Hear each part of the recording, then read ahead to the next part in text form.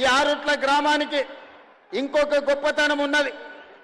ఆరుట్ల రామచంద్రారెడ్డి గారి పేరు వినుంటారు, ఆరుట్ల కమలాదేవి గారి పేరు వినుంటారు.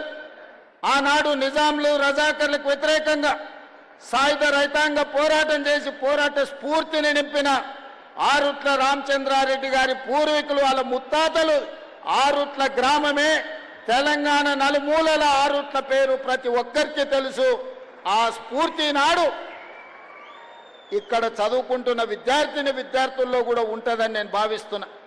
అందుకే మిత్రులారా, ప్రభుత్వ పాఠశాలలంటే అనాథలు చదువుకునేదో, ఆర్థికంగా చితికిపోయిన వాళ్ళు చదువుకునేదో అనే ఆలోచన నుండి అద్భుతమైన విద్యను, మట్టిలో మాణిక్యాలను వెలికి తీయడానికే ఈనాడు ఈ ప్రభుత్వ పాఠశాలల్ని ఈరోజు మనము పునరుద్ధరించడమే కాకుండా అద్భుతమైన ప్రయోగశాలలుగా మారుస్తున్నాం. ఇవాళ ఈ ప్రభుత్వ పాఠశాలల్లో చదువుకున్నోళ్ళే రేపటి భవిష్యత్తుకు నాయకత్వాన్ని వహించే వాళ్ళు అవుతారని నేను సంపూర్ణంగా విశ్వసిస్తున్నా.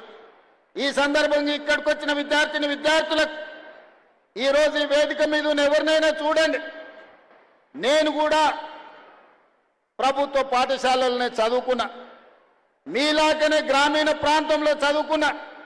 మీకు చెప్పినట్టే మామూలు టీచర్లు మా ఊర్లో చదువు చెప్పారు. 1వ తరగతి నుండి 5వ తరగతికి మా ఊర్లో చదువు ఉంటే మేము 6వ తరగతి చదవాలంటే 6 కిలోమీటర్లు అవుతానా కొండారెడ్డిపల్లి అనే మా సొంత గ్రామం నుంచి 6 కిలోమీటర్ల దూరాన ఉన్న తాండ్రా అనే విలేజ్కి వెళ్ళి మేము చదువుకునేది. ఈనాటికి ఆనాటికి మేము ఉదయము పాఠశాలకు నడుచుకుంటూ వెళ్ళి చదువుకొని సాయంత్రం మళ్ళీ 6 కిలోమీటర్లు నడుచుకుంటూ వచ్చేది. మా కుటుంబంలో ఆర్థికంగా ఉన్న విద్యా అవకాశాలు లేకపోవడం, సొంత గ్రామంలో 5వ తరగతి వరకు ఉండడం వల్ల 6వ తరగతి చదవాలంటే కూడా పక్క గ్రామానికి వెళ్ళి చదువుకునే పరిస్థితులు. అయినా చదువు వదలకుండా చదువుకున్నాం, పట్టభద్రులమైనాం. ఈనాడు తెలంగాణ రాష్ట్రానికి ముఖ్యమంత్రిగా అయినంటే ప్రభుత్వ పాఠశాలల్లో చదువుకున్న నేను 17 సంవత్సరాలు తిరగకంటే ముందే రాజకీయాలలో ముఖ్యమంత్రి స్థాయికి ఎదిగిన. ఈరోజు కేశవరావు గారు, లేకపోతే ఈ వేదిక మీద ఉన్న పెద్దలందరూ, అక్నూరు మురళీ గారితో సహా మొదలు పెడితే డాక్టర్ మర్రి చెన్నారెడ్డి, జైపాల్ రెడ్డి గారిని, ఇలాంటి వాళ్ళను కూడా తీసుకుంటే ప్రభుత్వ పాఠశాలల్లో చదువుకొని వచ్చిన వాళ్ళు. ఈ దేశ ప్రధానమంత్రిగా పనిచేసిన పివి నరసింహారావు గారు కూడా ప్రభుత్వ పాఠశాలల్లోనే చదువుకున్నాడు. అందుకే విద్యార్థులారా, ప్రభుత్వ పాఠశాలల్లో చదువుకుంటే చిన్నతనం కాదు, ప్రభుత్వ పాఠశాలల్లో చదువుకుంటే ఐఏఎస్లు ఐపీఎస్లే కాదు, ఈ దేశానికి ప్రధానమంత్రి కావచ్చు, తెలంగాణ రాష్ట్రానికి ముఖ్యమంత్రి కావచ్చు అని మీ కళ్ళ ముందరనే ఉదాహరణలు ఉన్నాయి.